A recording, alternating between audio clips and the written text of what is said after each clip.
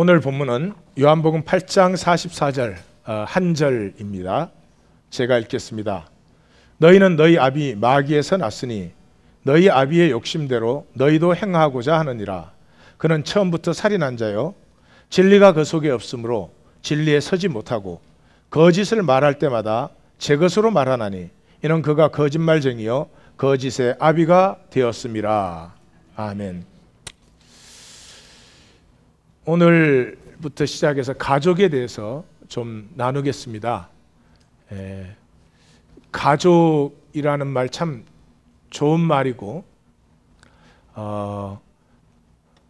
가족은 하나님 나라 그 자체가 하나님 나라가 될 수 있는 이 세상의 유일한 것이고, 가족은 서로 아끼고 보호하고 사랑할 수밖에 없고, 또 가족은 하나가 되고 가족 간에 누가 뭐 잘난 척하고 경쟁하고 그러겠어요? 그런 것이고, 가족 자체가 아름다운 것이죠.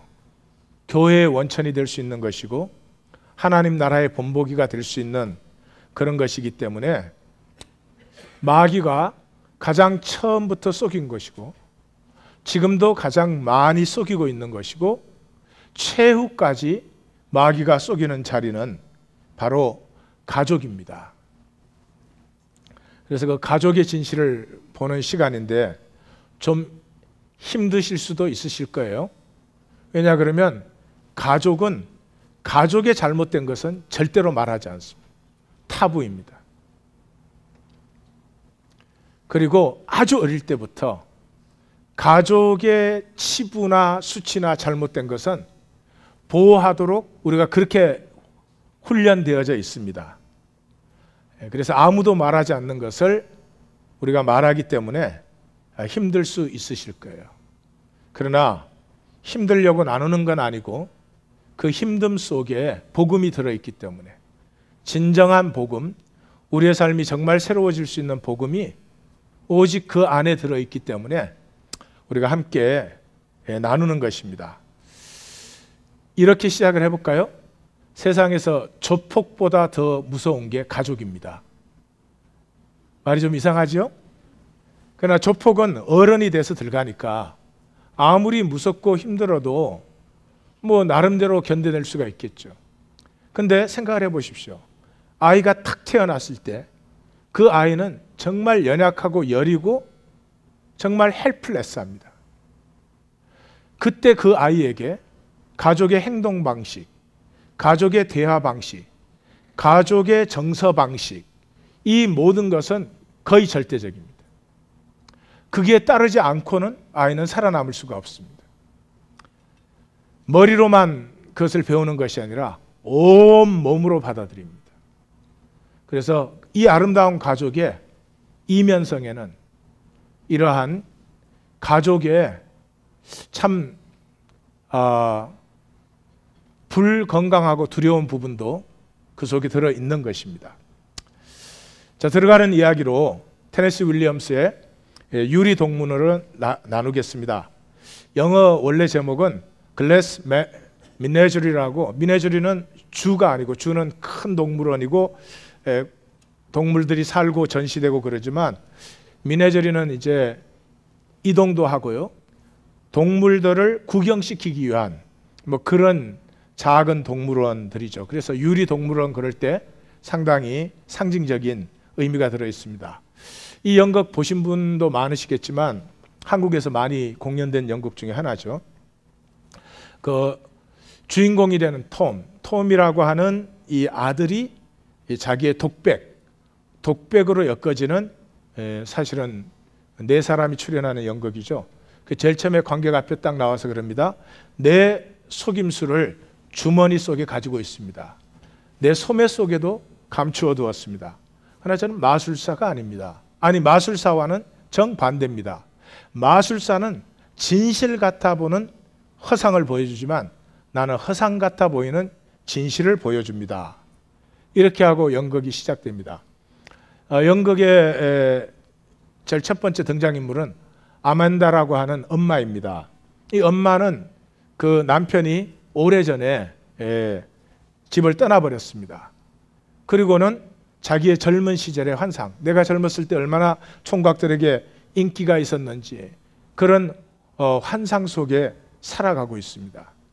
이런 그 환각적인 무기력증을 그대로 물려받은 게 로라라고 하는 딸입니다. 딸인데 이 딸에게는 기사님이 나타날 것이라는 그 여전히 환각적인 어떤 그 몽유 정세로 딸의 문제를 자기가 해결할 것이라고 생각을 합니다. 그래서 자기가 가지고 있는 아픔을 받아들일 수 없고 자기가 가진 비극을 받아들일 수가 없어 자기가 만든 체계, 거기에서 자기는 아주 훌륭하게 매니지를 하고 있기 때문에 그 체계를 지키는데 굉장히 강박적입니다. 이 강박적인 모습은 잡지 구독을 권유해서 돈을 버는데 잡지 구독을 권유할 때 그 다른 사람에게 똑같은 말을 강박적으로 반복해야 되는, 상대방이 그 소리를 다시 듣고 싶지 않아서 할 수 없이 잡지 구독을 또 해줘야 되는 그러한 모습을 보여줍니다. 이 연극의 시작은 이제 이 엄마가 로라가 다니고 있어야 되는 직업학교를 찾아갔다가 로라가 처음 몇 시간 나오고는 드랍아웃 한 것을 발견해서 집에 와서 화를 내는 그런 장면인데, 이 로라는 현실적으로 거의 무기력증한 그런 여자가 되어가지고 타이프 스쿨에 가서도 타이프를 그 두려움 때문에 계속 잘못 찍는 거예요. 그래서 다른 사람들에게 이상하게 보이니까 며칠을 못 견디고 그냥 드랍아웃을 했습니다. 그 밑에 2살 아래 탐이라고 하는 남자 동생이 있는데 문학의 꿈을 가지고 있는데 식구를 먹여 살려야 되니까 그걸 포기하고 창고에서 일을 합니다. 이 엄마에게 있어서 이 강박적인 체제를 유지하기 위해서 아들이 돈을 벌어오는 것은 절대 필요입니다. 그래서 아들이 흔들리는 것을 굉장히 두려워합니다. 그래서 아들은 이 문학적인 꿈을 꾸면은 그 마음에 갈등이 생기죠. 그래서 엄마가 물어요. Why so restless? 왜 이렇게 안절부절해? 라고 합니다. 근데 아들은 나라 보고 싶은 거죠. 그리고 왜 밤마다 영화 구경을 가? 이 아들이 그 집안에서 일어나는 일도, 그 창고에서 육체 노동을 단순하게 하는 일도 견딜 수가 없는 일인데 유일하게 자기의 그 꿈을 펼쳐보는 데가 영화를 보면서입니다. 그래서 영화관에 가 있어요.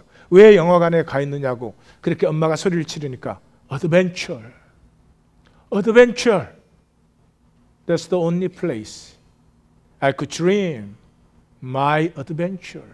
그렇게 대답을 하죠. 엄마하고 막 다 싸우다가 그 집에 그 유리 동물들, 크리스탈을 이렇게 그 콜렉트를 해놨는데 그거를 탁 쳐가지고 그것들이 떨어져서 깨어집니다. 상징적이죠? 유리 동물들은 보기에는 너무 예쁘고 완벽합니다.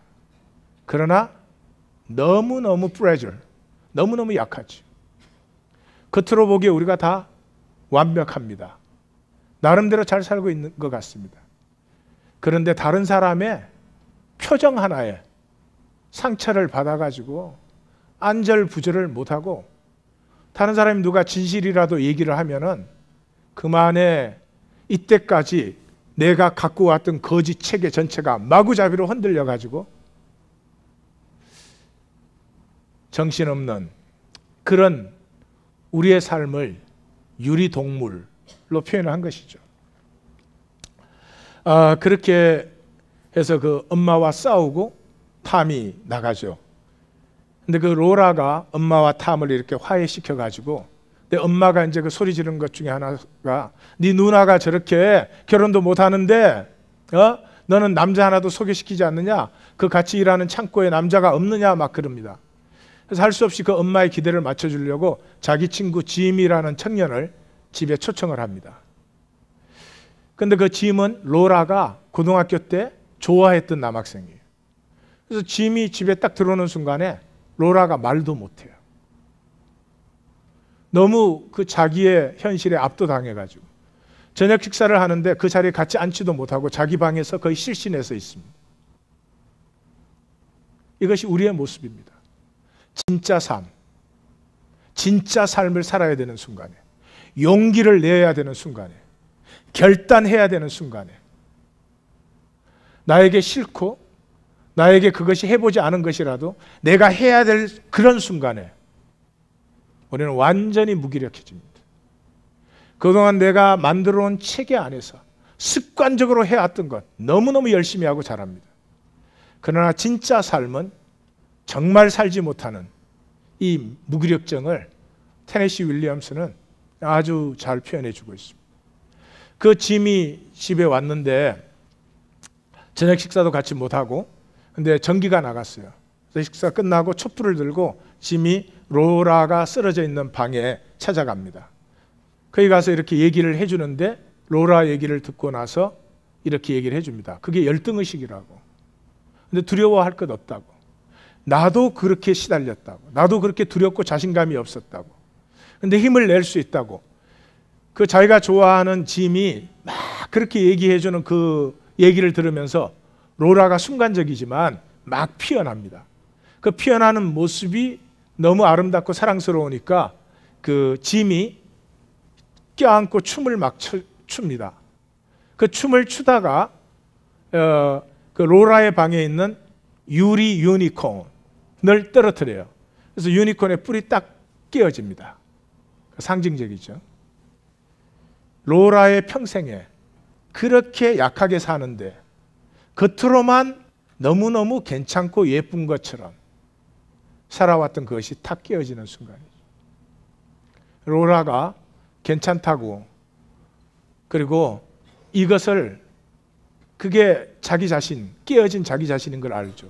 그래서 그 끼어진 유니콘을 받아달라고 내가 선물로 주겠다고. 그런 모습 속에서 그 짐이 로라에게 키스를 합니다.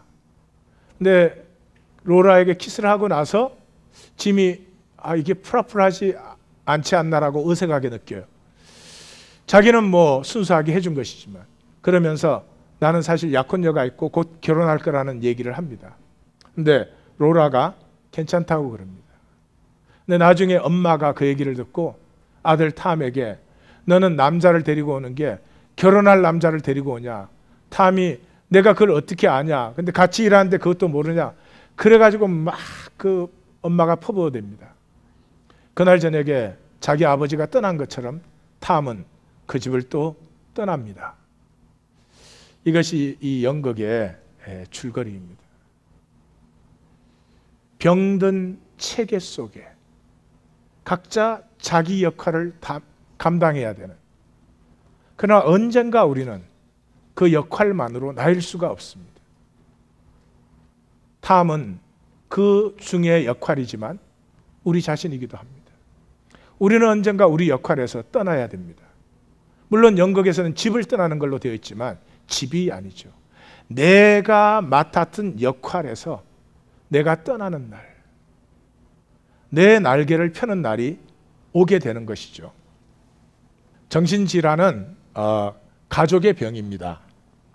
1957년 20세기 초반에 정신질환에 대한 많은 연구가 이루어졌어요.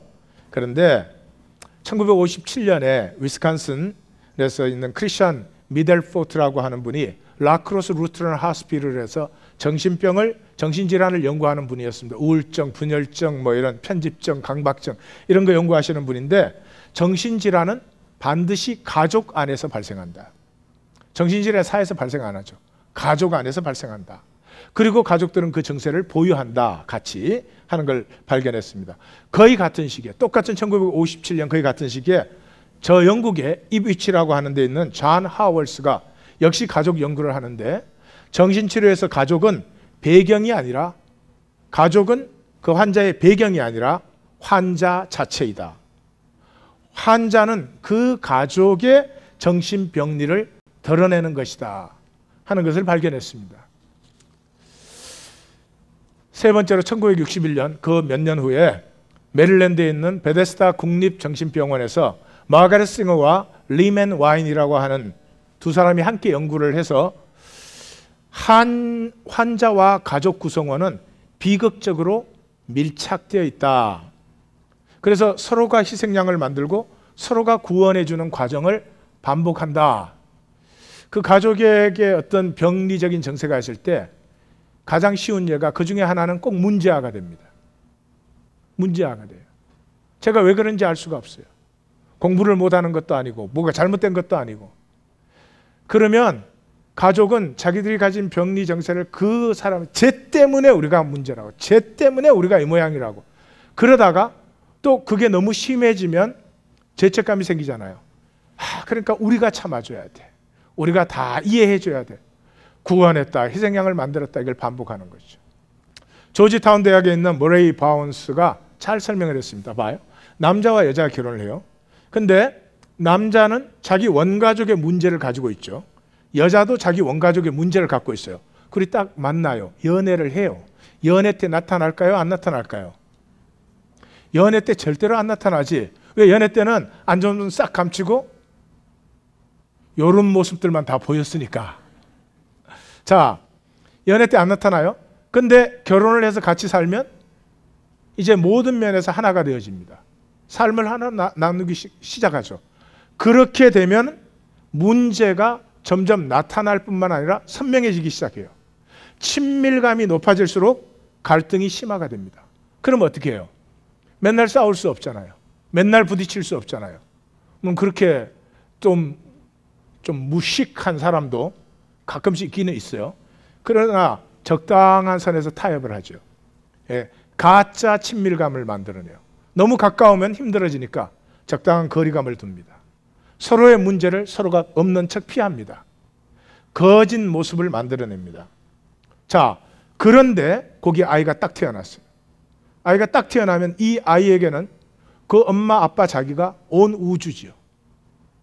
온 우주죠.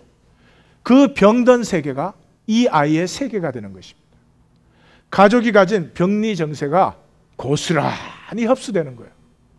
어른은 머리로라도 생각을 하죠. 이 아이는 존재 전체로 흡수를 해버립니다. 다른 세계가 없잖아요. 그것이 이 아이에게 세계예요. 그것이 이 아이에게 삶이에요. 두 사람의 문제가 아이를 통해서 나타나죠. 그래서 개인은 체계의 증세를 나타내는 개인이 되는 것이죠. 체계로서의 가족. 가족은 어쩔 수 없이 하나의 시스템이 됩니다. 가장 쉬운 예가 이런 거 아니겠어요? 가족에 이제 큰애가 태어나요. 그럼 큰애가 굉장히 순종적이죠. 그럼 둘째가 딱 태어나면 둘째는 굉장히 반항적인 애가 되기 쉽습니다. 항상 그런 것은 아니지만 가족의 일반적인 정서 구조에서는 한 아이가 순종형이면 한 아이가 반항형이 꼭 되게 돼 있습니다. 왜냐 그러면 시스템이기 때문에. 시스템은 일방적일 수가 없어요. 다양하게 돼야 되기 때문에. 그래서 이 가족은 전체적 관계를 갖고 있어요. 다양한 연결과 상호작용. 그래서 개인은 자기 자신으로 전체이면서 또한 가족의 한 부분이에요. 그래서 가족의 모든 실체가 내 안에 존재하고 있습니다. 두말할 것도 없이. 체계에는 닫힌 체계가 있고 열린 체계가 있습니다. 닫힌 체계라고 하는 것은 연결 구조 관계들이 딱 정해져 있는 것이 절대 변하지 않습니다. 절차가 유형화되어 있어요. 하여튼 무슨 문제가 생기든 돈 문제가 생겼든 자녀 문제가 생겼든 뭐 교회 문제가 생겼든 뭐가 생겼든 문제에 대해서 아빠가 화를 빵 냅니다. 아빠가 화를 딱 내면 엄마가 거기에 대해서 뭐라고 반응을 합니다. 그러면 아이들은 각자 자기 방에 가서 조용히 있습니다. 무슨 문제라도 절차는 항상 똑같아요. 그렇게 정형화되어 있는 그런 것을 닫힌 체계라고 합니다. 대개의 가족들은 닫힌 체계죠. 알코올 중독 아버지가 있었어요. 술을 많이 마신 날 다음 날 출근을 못합니다. 출근 못하면 어떻게 해요? 엄마가 직장에 전화해서 거짓말을 합니다. 아프다고. 그러면 아이들은 아버지가 아픈 것을 믿는 척합니다. 그 시스템으로 계속 돌아가는 거죠. 왜 그렇습니까? 이 가족들에게는 묵인된 것이 있습니다. 뭐냐? 아버지가 저렇게 고생해서 돈 벌어가지고 우리가 먹고 산다는 거죠. 그래서 아버지가 저렇게 술을 마시는 이유는 너무나 우리를 먹여 살리기가 힘들기 때문에. 그래서 우리가 아버지를 다 보호해야 되는 것이죠. 근데 문제는 이것입니다. 그렇게 닫힌 체계가 되면은 아버지는 자기 상태에서 절대로 책임을 지지 않아도 됩니다. 왜? 가족 전체가 그 체계 자체를 인정해 주니까요. 이 가족은 아버지를 바꿀 수가 없습니다. 이걸 항상승이라고 합니다. 그 아버지는 항상 그러할 수밖에 없습니다. 그 자녀들은 항상 그러하게 됩니다. 무엇이든지 문제가 생기면 모르는 척, 알지만 절대로 말할 수 없는 그 어떤 타부를 가지게 되는 것이죠. 열린 체계는 질문을 할 수 있습니다. 엄마, 아빠가 아픈 게 아니고 술 많이 마신 거잖아. 이걸 할 수 있으면 그 가정은 반드시 치유가 일어납니다. 검증되지 않은 규칙, 공공한 규칙이든 엄밀한 규칙이든 도전할 수 있습니다. 엄마, 우리에게 거짓말 하지 말라고 그래 놓고 엄마는 왜 거짓말해? 아빠 왜 술을 마셔요? 아빠 술 마시고 나면 우린 너무 힘들어요. 아빠 술 마시지 않을 수 없어요? 아빠 술 마시고 싶을 때 들어와서 우리와 놀 수 없어요? 이 열린 체계입니다. 여기는 반드시 새로움이 일어나죠. 사실은 only way to renew. 이 닫힌 체계의 가족은 규칙을 가지고 있습니다. Don't talk, don't trust, don't fear. 지난 저녁에 세상이 끝나는 것처럼 엄마 아빠가 분명히 싸웠어요. 근데 아침에 아무 일도 없었던 것처럼 행동합니다. 지난밤에 힘들었었던 것 같은데 괜찮으세요? 절대 물어볼 수 없어요. Anything wrong, anything bad, anything shame stays in the family. Don't trust. 우리 가족에 조금이라도 잘못된 것은 stay in the family. 절대 다른 사람한테 말하지 마. Don't fear. 가정에 허용된 감정이 있고 허용되지 않은 감정이 있습니다. 허용되지 않은 감정은 절대로 느끼면 안 됩니다. 가족 체계가 이렇게 역기능이 되는 것은 사람들이 나빠서가 아니죠. 뭐가 나빠서? 나쁜 행동 규칙과 나쁜 피드백망, 체계가 나쁜 것이죠. 삶의 모든 부분에 가족 규칙이 있어요. 그래서 이걸 하면서 우리 집, 내가 어릴 때 생각을 해봤어요. 우리 집의 태도 규칙은 집안은 깔끔하고 항상 정결해야 된다. 행동 규칙은 숙제는 학교 갔다 오면 적시로 하는 것이고 설거지도 먹은 후에 적시로 하는 것이다. 대화의 규칙. 만약에 집안이 어지럽거나 숙제를 마치지 않았다면 아버지는 화를 낸다. 이 대화의 규칙이. 아버지가 화를 낼 때 한 번도 저는 그렇게 말을 못 해봤어요. 아빠, 오늘은 왠지 공부하고 싶지 않았어요. 그렇지만 이따가 할 거예요. 왜 화를 내세요? 그렇게 했더라면 얼마나 좋았을까. 못했어요. 왜요? 체계 안에 규칙을 어기면 엄청난 처벌이 옵니다. 아무도 말하지 않아도 아이는 그것을 너무 잘 하죠. 이 체계는 필요를 채워야만 계속 존재할 수 있죠. 그래서 가치 안정감, 경제적 안정감, 친밀감, 연대감, 회복감, 화합함, 도전과 자극, 즐거움, 인정, 만족감, 영적 기반, 이런 것들이 다 필요합니다. 자, 그것을 위해서 아이들은 태어나면 부모가 채우지 못한 부분을 자기가 누가 말 안 해도 채웁니다. 그래서 이외에도 많이 있지만 대표적으로 5가지 역할을 아이들이 맡습니다. 첫째가 영웅이에요. 제가 맡은 역할이에요.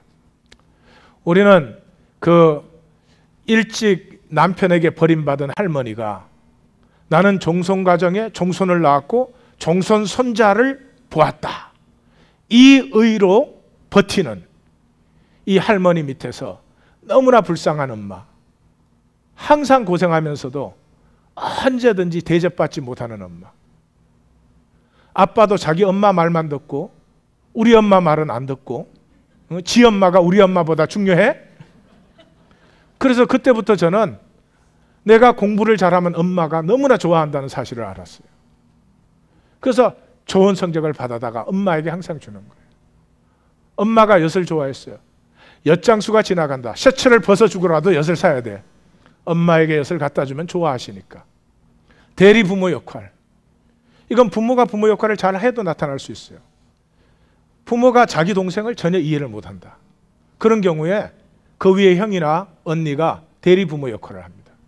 그 다음에 대리배우자, 한국 가정에 가장 많은 것. 한국 가정의 남편이 아내를 사랑할 줄 잘 모르죠. 그래서 어떻게 해요? 이 아내는 사랑을 아들에게 쏟습니다. 이 아들은 일찍부터 아들로 자라나야 될 아이가 엄마의 대리배우자가 되어주죠. 엄마와 함께 느껴주고 엄마의 정서적 필요를 채워주고, 정작 자기가 뭐를 느끼는지는 나중에 알지 못하는, 또 희생양이 되거나 문제아가 됩니다. 책의 이 모든 역할의 베이스는 부모 관계예요. 엄마와 아빠가 어떤 형태의 관계와 정서적 유대감 이런 걸 유지하느냐에 따라서 인간이 얼마나, 하나님의 형상으로 창조된 인간이 얼마나 천재예요. 누가 가르쳐 주지 않는데도 그 역할을 다 해내요. 옆에 분에게 우리가 천재입니다. 그 가능성을 지금도 우리가 다 가지고 있어요. 예? 세상에 쏘시면 안 돼요. 그래서 이 얘기를 하는 거예요. 그리고 역할을 할수록 그 체계는 고정되어 버립니다. 자, 최근에 심리학에서 가장 이제 연구들을 많이 하는 게 출생 심리입니다. 이 체계 안에 첫 번째, 두 번째, 세 번째 태어나는 것에 따라서 담당 역할들이 굉장히 달라져요. 모든 사회 체계는 가족을 비롯해서 필요가 있죠. 네 가지의 뚜렷한 필요가 있죠. 생산성, 어디든지 생산이 돼야 체계가 유지돼. 정서적 균형, 관계 화합이 필요합니다. 그렇게 해서 아이들은 태어나는 순간부터 자기의 역할을 너무나 불쌍하지만 잘하기 시작해요. 첫째 아이는 되게 목표지향적이에요. 이제 첫째 아이 속에 끊임없이 들어있는 건 뭐냐 그러면 동생에게 뺏긴 사랑. 그게 자기 때문에 뺏긴 줄 알아요. 자기가 뭘 잘못해서. 그래, 언젠가는 뺏고 말 거야. 그래서 첫째는 사랑을 유리라고 생각합니다. 사랑을 잘 믿지 않아요. 예. 그래서 첫째는 집안에서는 크면 집안에서는 존경을 받고 집 바깥에서는 칭찬과 인정받기를 원해요. 그래서 되게 노력들을 많이 합니다. 첫째는 두말할 것도 없죠. 의식적이고 분명하게 드러나는 기대감. 우리의 가문을 책임져라. 다른 자녀들보다 훨씬 많은 기대 성취감을 받고 자라고, 그래서 가족의 주요 가치와 주제를 담당해요. 부와 아버지와 동일시해요. 그래서 그 말은 아버지와 비슷해지든지 아버지와 정반대가 되든지 그렇게 해요. 그래서 이 사람은 누구에게인가 늘 감명을 주고 싶어 합니다. 왜? 우리 가문을 나타내야 되기 때문에. 그래서 지금은 내가 모르지만 언젠가는 그래서 미래를 꿈꾸는 사람들이에요. 그래서 그 부모의 기대를 맞춰주려고 굉장히 그 다른 사람이 무엇을 생각하고 있느냐에 관심이 많아요. 그래서 다른 사람의 생각을 자기가 다 이해하면은 비로소 안심이 돼요. 그런데 참 어처구니 없게도 다른 사람을 가장 예측을 잘 못하는 사람들이기도 해요. 자기 감정에는 너무 어두워요. 양보를 잘하고 또 다른 사람을 달래줄 줄도 알고 그러는데 상대방의 기분에는 민감하면서도 자기 감정은 잘 몰라요. 그리고 필요 이상의 죄책감을, 우리의 가문을 빛내야 되는데 필요 이상의 죄책감에 시달리는 사람들이에요. 이 타인지향적이고 사회적인 인식 강해서 이 사람들에게 정의는 뿌린 대로 거둔다. 뿌린 대로 거둔다. 그러면 이제 셋째가 그렇게 뿌렸더라도 좀 봐줘야 되는 거 아니야? 뭐 이런 셋째는 동정심이 많아요. 분명하고 명백한 것을 선호합니다. 다른 사람에게 의견은 묻고 자기 감정은 거의 표현을 안 해요. 아마 첫째 남편들이 있으면 거의 표현은 못 하실 거예요. 부모가 젊어서 낳고 높은 기대감이 있어서 자존감 발달이 어려운 사람들이에요. 그래서 이 사람들이 제일 좋아하는 건 자기가 존경하는 사람에게 인정을 받을 때 굉장히 보람을 느껴요. 그게 자기 아빠가 자기 인정해 주는 건 줄 알아요. 예. 이 첫째들은 창피 주는 유머를 많이 합니다. 왜냐 그러면 자기도 모르게 자기가 항상 그 집안에서는 제일 잘나고 뛰어난 사람이니까. 둘째는 완벽지향적이에요. 완벽하고 세밀하고 첫째가 설렁설렁 하는데도 잘 빠져나가거든요. 첫째는 설렁설렁해도 뭐가 잘 되는 것 같거든. 그러니까 이 둘째는 막 그게 미치겠는가. 엄마 아빠는 아무것도 모르고 첫째를 막 칭찬해주고 이러거든. 그래가지고 이 사람들은 세밀하게 정확하게 논리적이고 규칙을 잘 따르고 자제력이 강해요. 솔직하고 단호하기도 하지만 또 단순하기도 한. 그래서 어떤 분야에서는 이 분야에서는 나를 따를 사람이 없어. 그렇게 정확하게 해야만 직성이 풀리는 사람들이에요. 이 둘째는 체계의 정서적 유지. 예? 엄마, 아빠, 첫째가 태어나가지고 우쌰 잘해보자 그러는데 둘째가 나서 싹 보니까 그런데 사실은 감정은 엉망진창이거든. 근데 뭐 행복하고 좋은 건 별로 없거든. 그래서 그거를 감당을 해요. 그래서 가족의 화해를 위해서 굉장히 노력을 합니다. 그래서 이 분노가 두려운 사람들이에요. 왜? 내가 그렇게까지 노력을 했는데도 아버지가 화를 내. 너무 화가 나는 거예요. 도대체 나를 뭘로 아는 거야. 그래서 이 분노를 두려워하기 때문에 굉장히 논리적인 평가를 하는 사람들이에요. 가족 체계 안에서 암시적이고 그 무의식적인 규칙에 반응을 해요. 집과 사무실 깨끗하게 정리해요. 임무 완수 잘하고 타인에게 충고도 잘하고 술, 담배 입에도 안 됩니다. 운동은 규칙적으로 합니다. 이런 사람들이에요. 그 타이타닉호의 선장 에드워드 존 스미스 선장이 둘째였어요. 아마 둘째 아닌 선장이 그때 있었더라면 타이타닉호가 침몰을 안 했을 거예요. 이 사람들은 굉장히 성실하게 임무를 완성합니다.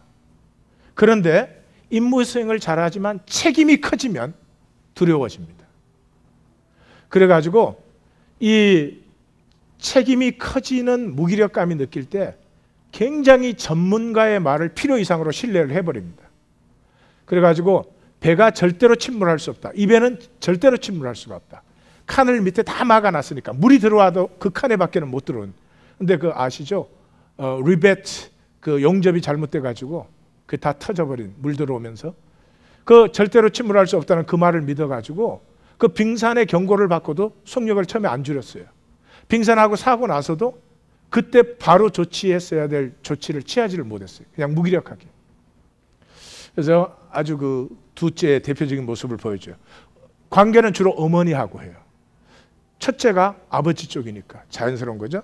그래서 엄마하고 모든 결정과 그 관계나 이런 것을 가치관을 나누어요. 다른 사람들의 무의식적인 기대와 필요를 채우려고 전력을 다합니다. 종종 어머니의 무의식적 필요와 그 욕망의 연장성산에 있습니다.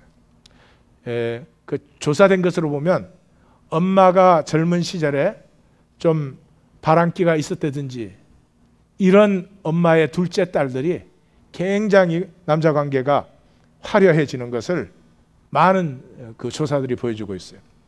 가족 체계 안에서 정서적 문제를 짊어집니다. 그러니까 논리적으로 정서적 문제를 짊어졌기 때문에 논리적으로는 제가 왜 그런지 이해가 안 될 때가 많아요. 그래서 순진하거나 어리둥절하게 보이기도 하고요. 스스로는 내가 좀 뭔가 잘못된 거 아닌가? 나 미친 거 아닌가? 이런 생각도 듭니다. 둘째는 유머가 부족합니다. 셋째는 관계지향적이에요. 동정하기 좋아하고 돕기 좋아하고 너의 기쁨이 나의 기쁨, 누가 뭘 부탁해도 no problem 이러는 사람이에요. 그리고 체계가 필요로 하는 관계 유지를 담당해요. 그래서 엄마와 아빠 사이, 엄마와 첫째 사이 이런 것에 대한 그 관계 사이의 균형을 유지해요. 그렇기 때문에 자기가 그렇게까지 했는데 관계가 안 되면 화가 나요. 그러니까 이 가족 안에서 화나는 일에 대해서는 말을 해요. 근데 정작 자기 자신을 위해서는 말을 전혀 못해요. 감정 표현이 풍부하고 두려운 것을 싫어하고 두려운 것을 굉장히 무서워해요. 아이디어가 풍부합니다. 제가 조사했더니 심리적 셋째다 말씀드렸죠. 사실은 굉장히 두려워합니다.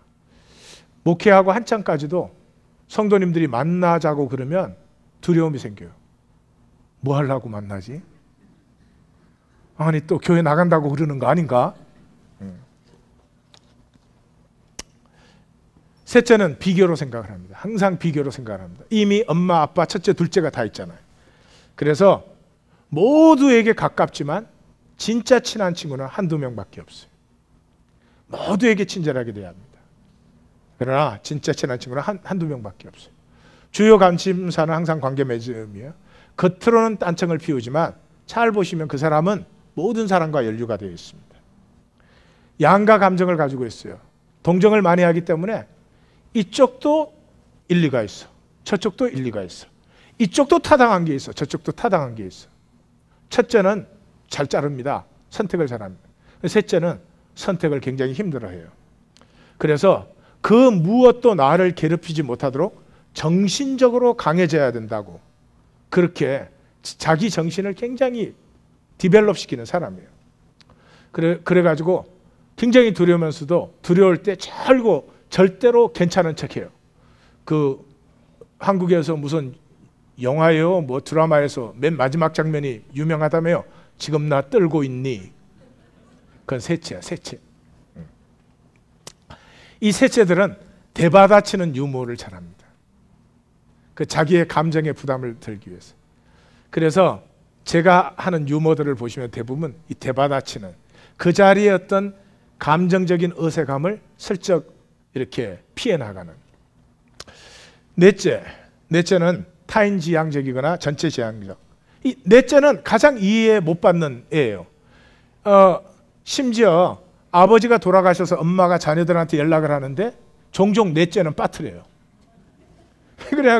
왜 그러냐 그러면 넷째가 태어날 때 첫째, 둘째, 셋째는 벌써 컸잖아요. 그러니까 어디 놀러 간다 그러면 애들이 그래요. 쟤 데려가야 돼요? 쟤 데리고 가면 누군가는 봐야 되거든.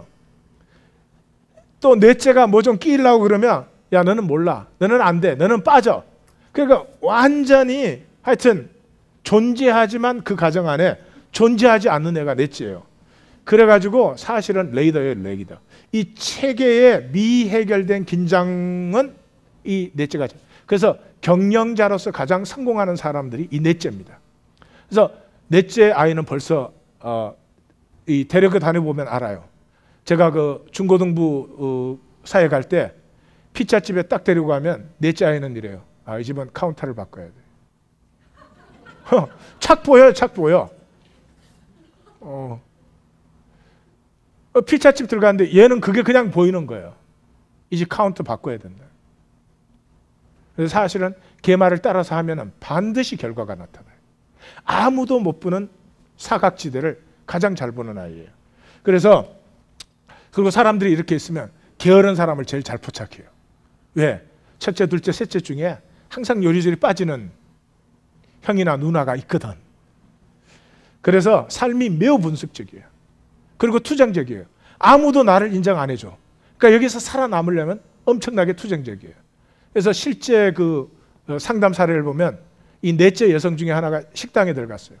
음식이 나왔는데 자기가 원하는 식으로 안 나왔어요. 백시켰어요. 또 나왔는데 백시켰어요. 네 번째까지 백시키고 나서 결국은 그 음식을 공짜로 먹고 나왔어요. 옆에 있는 친구들은 창피해서 죽으려고 그러는 거예요. 의심이 많고, 왜? 나 또 빠뜨리겠지. 나 또 안 데리고 갈 거야. 의심이 많고 분노가 많고 비밀을 봐요. 아무도 모르는 걸 다 봐요. 그리고 비난에 굉장히 예민합니다. 그래가지고 가족이 이렇게 모여가지고 막 하는데 자기네들끼리 하는 얘기를 듣다가 갑자기 넷째는 화를 팍 내요. 그 사람들 둘이 하는 얘기가 전혀 틀린 얘기거든. 자기는 다 아는데 서로 그냥 들어주면 되는데 화가 나는 거예요. 화를 팍 내고 나서는 그 다음 이렇게 말해요. 자기 아내를 딱 가르치면서 네가 차에 올 때 나를 화나게 해서 내가 이러잖아 이래요. 전혀 엉뚱한 대로 터져요. 근데 지혜가 있는 넷째 아들의 아내는 이미 두 사람의 대화가 그렇게 갈 때 자기 남편이 터질 것이고 자기한테 말할 것을 알기 때문에 그냥 쓱 웃고 받아줘. 책임감을 느끼지만 실제로는 굉장히 무기력하게 느껴지는 것이 넷째입니다. 자기 내면의 소리를 전혀 못 들어요. 그래서 감정이입과 연민이 안 돼요. 몸살 걸린 아내 보고 들어오면서 나 밥 챙겨줘. 이게 넷째예요. 넷째. 이 중에 넷째 아닌데도 그런 분 계시죠? 넷째는 불평을 많이 해요. 굉장히 불평을 많이 하는데 불평을 하는 게 아니에요. 넷째가 불평할 때는 왜 불평을 하느냐 그러면 이렇게 불평거리가 많은데도 나는 열심히 노력하고 있다. 그걸 표현하고 싶은 거예요. 그래서 넷째가 불평할 때는 뭐 이렇게 불평이 많냐 그러지 말고 야 그런데도 네가 참 잘하는구나 이래주면 다 되는 거예요. 마지막으로 외동아들 몰입지향적. 두말할 것도 없죠. 고독의 내성이 강해. 항상 혼자 놀아야 되니까 상상 속의 친구가 있고 자기가 혼자 늘 알아서 했기 때문에 지시받는 걸 엄청 싫어해요. 그래서 외동아들 남편한테 아내가 여보 뭐 좀 하지. 그러면 이제 난리가 나는 거예요. 왜? 어릴 때 엄마가 자동차 가지고 좀 놀지. 이러면 자동차를 꺼내러 가서 엄마가 말을 했으니까 안 할 수는 없고 꺼내러 가서 자동차만 꺼내지 않고 장강박스를 다 쏟아 부어버려요. 너 맛 좀 봐라 이거지. 그런데 엄마가 이제 또 강한 엄마가 딱 만나가지고 너 다시 다 담아 그러죠. 그러면 그 1초에 쏟아 엎은 걸 다시 담는데 1년 걸려. 1년. 지시받는 걸 제일 싫어요. 하기 싫은 건 하지 않는 게 아니라 하지를 못하는 이 성격이 돼요. 그래서 이 출생 순서에 따른 모든 역할을 혼자서 다 감당해야 되는 불쌍한 사람이에요. 그래서 얘는 집안에 있으면 오히려 압력감을 느껴요. 학교에 가면 오히려 자유해져. 여러 사람 사이에 그냥 숨어 있으면. 그래서 결혼을 해도 집에 들어오면 이상하게 압박감을 느껴. 바깥에 나가야 자유함을 느껴. 계획의 천재, 계획의 천재. 항상 늘 혼자 있는 것이 익숙하기 때문에 일어나면 아침에 하루를 어떻게 보낼 것인지 계획하고 걱정하는 거. 문제가 생겨도 문제 해결도 이 사람은 먼저 계획을 해요. 예, 그리고 일 진행이 자기가 계획을 해서 하기 때문에 일 진행이 안 되면 굉장히 좌절해요. 실패할 때 치명적이에요. 실패도 하는 것인데 한 번 실패하고 나면 삶 전체를 뒤집어 엎은 것처럼 그렇게 행동을 하죠. 자신의 감정을 실제로 믿어요. 왜? 혼자서 놀았잖아요. 그러니까 자기가 걱정하면 진짜 나쁜 일이 생기는 줄 알아. 보수적이고 공평과 정의가 이 사람한테 공평과 정의라는 것은 똑같이 나누는 게 항상 공평이에요. 그래서 자기 감정에 몰입돼요. 자기 혼자 늘 놀았으니까. 그래서 실패할 때 화를 많이 내고 좌절하는 것. 불찬성. 다른 사람이 자기 의견에 찬성을 안 해주면 굉장히 비논리적으로 반대하고 의거장을 놓는, 그리고 유머를 했다 그러면 썰렁한 유머를 합니다. 자, 여기까지 잘 따라오셨습니까? 여기까지 제가 하는 말은 한마디예요. 뭐 설명은 복잡하게 하지만 가족은 시스템이에요. 가족은 시스템이에요. 우리는 시스템 안에 우리 자신이 태어났고 자라났고 그 시스템 안에서 우리가 만들어졌어요. 99.9%가 그 시스템 안에서 7살 될 때까지 다 만들어진 거예요. 자, 가족은 최면 상태에 있습니다. 최면은 뭐냐? 의식의 틀이 고정된 상태를 얘기해요. 그때 틀 안에서 지시하거나 암시하는 건 굉장히 강하게 흡수되어 버립니다. 그래서 가정의 무의식적인 대화, 가정에서 너는 그것도 못하냐, 이런 얘기를 많이 한 가정은 그 자녀는 자기는 아무것도 할 수 없다는 굉장한 암시가 걸려 있습니다. 실제로 많아요. 동생을 보고 너는 형보다 똑똑하지 못하다. 근데 나중에 보니까 동생이 훨씬 똑똑한데 거기서 영원히 벗어나지 못하는 케이스도 있죠.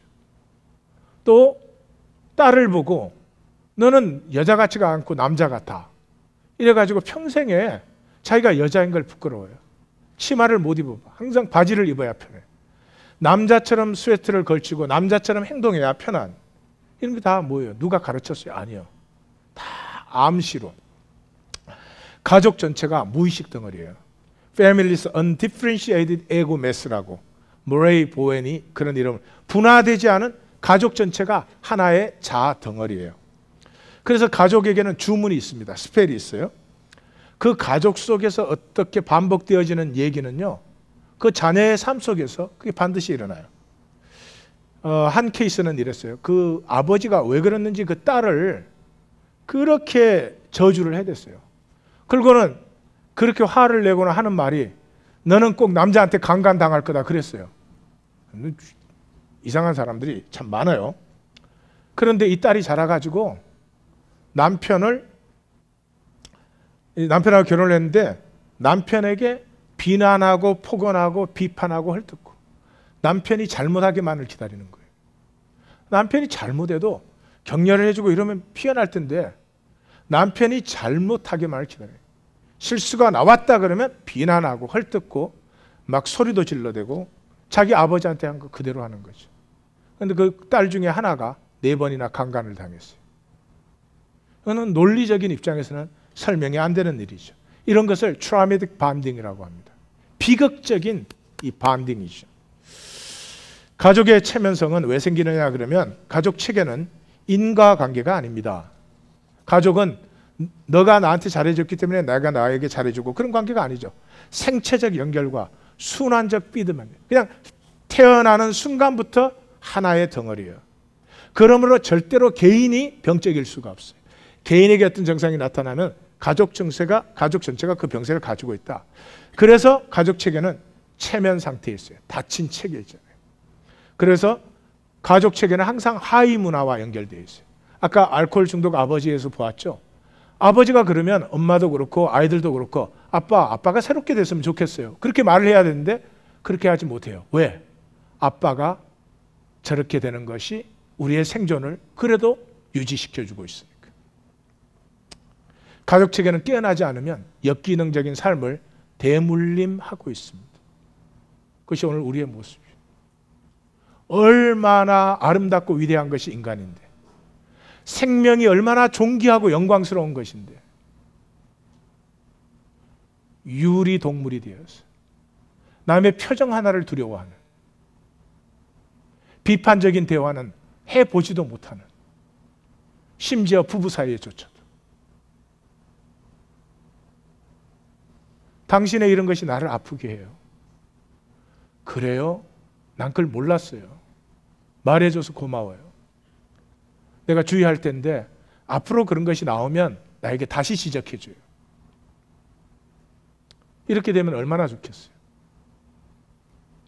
일단 지적을 못하죠. 당신의 그런 것이 나를 아프게 해요가 아니죠. 당신은 왜 맨날 그 모양이야? 이렇게 나가죠. 이러한 역기능적 체계가 이렇게 아름답고 위대한 인간에 의해서 고쳐지는 게 아니라 반복되는 이유는 뭐예요? 그 핵심에 거짓이 들어있습니다. 무슨 거짓이 들어있죠? 수치심이 들어있습니다. 수치심. 수치심은 존재에 대한 것입니다. 내가 잘못됐다. 내가 뭘 잘못하는 게 아니라 내 존재 자체가 잘못됐다는 거죠. 나쁘다는 거죠. 가치가 없다는 거죠. I am not. 그래서 이 걸센 카프맨이라고 하는 사람이 양육의 능력에서 이렇게 말합니다. 수치심은 영혼의 병이다. 이것이 모멸감 또는 굴욕감에서 느낀 것이든 존재에서 생긴 것이든 난관에 성공적으로 대치 못했다는 실패감, 행동적인 것에서 느낀 것이든 간에 다른 사람이 아닌 자기 스스로에 의해서 경험되는 가장 쓰라린 경험이다. 우리는 너가 잘못됐다고 말하는데 그걸 받은 자신은 나 자신이 가치 없어라고 느끼는 거죠. 우리 자기 스스로에 경험되는 가장 쓰라린 경험이다. 수치심은 내면에서 느끼는 상처로서 우리를 자기 자신과 타인 모두에게서 분리시킨다. 수치심에서 파생되는 증세들이 오늘날의 모든 병리적 증세예요. 만약 수치심이 없다면 저는 우리 인간이 정신, 육체적으로 굉장히 건강할 것입니다. 아마 우리의 수명도 굉장히 늘어날 것입니다. 수치심은 자기 사랑입니다. 내가 내 존재 자체가 부끄러워서 내가 내 존재 자체를 없애버리는 것이기 때문에. 그래서 내가 진짜 나가 싫으니까 진짜 나를 느낄 수가 없죠. 그래서 심리적인 무감각 상태에 들어갑니다. 내가 정말 뭐를 느끼는지 잘 몰라요. 뭐를 원하는지도 모를 수도 있어요. 이 수치심의 뿌리는 거절입니다. 근데 거절은 행동적인 거절이라고 이해를 할까봐 버림받음이라고 썼습니다. 어떤 거절이라 그러면 존재 자체가 부정당하는 것 같은, 그래서 나를 버리는 것 같은 그런 거절을 말해요. 자녀들이 부모가 자녀를 떠난다든지 자녀들의 감정 표현을 잘 이해해 주지 못한다든지 또 자녀들의 발달 과정상의 의존 욕구 아시죠? 우리 지난주에 봤죠. 1살 때까지는 신뢰감이 형성돼야 돼요. 3살 때까지는 자율성이 형성돼야 돼요. 내가 나다 그런 느낌이. 6살 때까지는 주도성 이런 것이 발전돼야 되는데 그런 걸 잘 도와주지 못한다든지 신체적, 성적, 영적으로 학대를 받는다든지 부모 자신의 채우지 못한 욕구를 자녀를 이용해서 채운다든지. 우리 부모님들 조심하셔야 될 것이 아이를 공부를 잘 시키고 열심히 시키는 것은 중요한 일이죠. 만약에 그것이 내가 공부 못한 열등감에서 나오는 것이라면 그것이 아이를 파괴시키고 결국은 그 아이 공부 끝까지 못 갑니다. 그래서 자기 자신을 먼저 성찰하십시오. 아이에게 뭐라고 하기 전에. 아이가 가족 체계에 태어났어요. 자기가 가장 안전하고 아주 평안하려면 어떻게 되면 돼요? 부모가 자기 세계 전부니까 부모가 완벽하면 자기는 평안한 거예요. 그래서 부모를 신격화시킵니다. 그렇게 되면 그때부터 오는 모든 상처는 부모 때문이 아니고 자기 때문이 되죠. 그 아이만 재판 때 사람들이 놀란 것, 그 유대인 600명 학살의 책임자 아들프 아이만이 재판을 받는데 정인들이 나와가지고 그렇게 힘든 정언들을 하는데 거기에는 조금도 요동을 안 해요. 그런데 재판 다 끝나고 나서 판결문 낭독할 때는 일어서는 것이라고 지적을 받으니까 얼굴을 붉히고 당황하고 그래요. 체계에 피딩하는 것은 너무너무나 중요한데 아무것도 느끼지 못하는, 이것이 오늘 우리의 비극이죠. 힘든 얘기를 나누었습니다. 그것이 우리의 모습입니다. 왜 나누었습니까? 그것이 우리의 전부가 아니죠. 지난주에도 보셨지만은 생물학적인 나, 사회심리학적인 나의 99.9%는 이미 가정에서 다 만들어집니다. 그런데 그 가정은 병들어 있습니다. 온전한 가정은 누구도 없습니다. 그러면 어쩌라는 말이냐? 사회는 답이 없습니다. 절대로 세상은 답이 없습니다. 성경은 분명한 답을 우리에게 줍니다. 뭐라고 답을 주죠? 그 생물학적, 사회심리학적 나는 그릇에 불과하다는 거죠. 그릇에 불과하다는 거죠. 그 그릇 속에 하나님은 하나님의 생명을 심어 놓으셨다는 것이죠. 사회심리학적, 생물학적 나는 생존용입니다. 생존용. 생존은 언젠가는 깨어져야 됩니다. 생존이 영원하면 안 되죠. 그래서 이 생존은 불안과 두려움이라는 뿌리에서 만들어졌습니다. 이건 언젠가 깨어져야 되기 때문에 그 불완전한 그릇에 하나님은 자신의 생명을 심어 주셨습니다. 이 생명의 뿌리는 어디죠? 사랑과 용서와 자유입니다. 이 생명에 대해서 하나님은 정죄가 없으십니다. 얼마든지 피어나도록. 근데 마귀는 뭐를 속여놨죠? 그릇이 난 줄 압니다. 그릇이 나라면 참 불공평한 삶이에요. 어떤 사람은 성취하도록 그렇게 태어나고 기질도 있고 역할도 그렇게 감당했어요. 그런데 어떤 사람은 문제와 역할을 처음부터 감당했다니까. 이 세상은 그릇을 나라고 합니다. 그러면 삶은 분명히 저주입니다. 왜 우리 엄마 아빠가 좀 더 건강해서? 아니 왜 좀 더 좋은 환경에 안 태어나서? 아니 그러면 말도 안 되는 빈민가에 태어나가지고 학교 한번 가보지 못하고 쓰레기 더미에서 자라나야 되는 저 수많은 아시아와 아프리카와 남미의 아이들은 무슨 그런 하나님이 있어요? 그렇다면 삶은 저주예요. 아니라는 것이죠. 우리는 각기 다 다른 그릇을 가지고 있습니다. 그릇을 불완전하게 하셨습니다. 왜? 그래야 생명이 피어날 수 있으니까요. 생명은 문제와 부딪혀서 넘었을 때 생명으로 피어나는 것이기 때문에 우리의 그릇을 불완전하게 하신, 우리의 그릇을 약하게 하신, 우리의 그릇을 아프시게 하신 주의 이름을 찬양합니다. 선포합니다. 지금 이 순간 내 모습 그대로 생명을 사실 수 있습니다. 내 모습 그대로 얼마든지 사랑하실 수 있습니다. 내 모습 그대로 얼마든지 아름다울 수 있습니다. 분명하죠? 핑계대면서 계속 생존으로 살 거 아니죠? 나는 아름답게 살고 싶지만 그러나 사정이 안 되지 않냐. 사정은 그릇입니다. 나는 영원합니다. 나는 아름답고 존귀합니다. 나는 하나님의 형상입니다. 생존이란 그릇에 나의 생명을 담아주셨는데 생존에 쏘가서 평생 생존의 종로로 타다가 끝나지 않을 줄 믿습니다. 생명으로 피어날 줄 믿습니다. 특별히 우리의 자녀들을 생명으로 피워주시는 우리 성도님들, 부모들이 다 되실 줄 믿습니다. 기도하십시다.